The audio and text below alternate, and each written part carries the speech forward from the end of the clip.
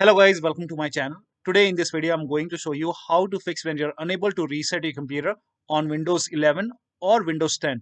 And if you're receiving this error which says there was a problem resetting your PC, no changes were made.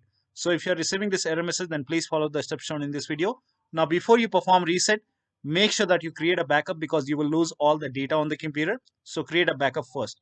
Now to fix this error message, you have to press and hold the shift key on the keyboard. So on the keyboard, press and hold the shift key. And while holding the shift key, go to the start menu, then click on the power icon and then click on restart. So while holding the shift key, click on restart over here.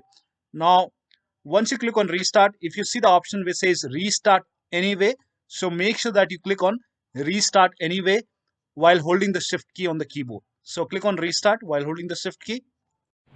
Now it will take you to this screen. Now over here you can see the option which says troubleshoot. So click on troubleshoot. Now over here you can see the option which says reset this PC. So click on reset.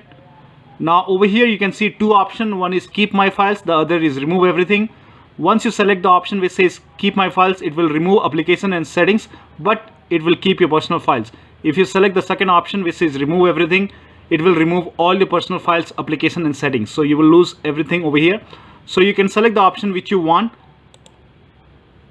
and then you can click on local reinstall. Now from here you can go ahead and reset your computer. So this is how you can go ahead and perform a reset when you are unable to reset from Windows. So that will be all. Thank you so much for your time and please like this video and subscribe to my channel. Now click on reset over here and this will perform reset.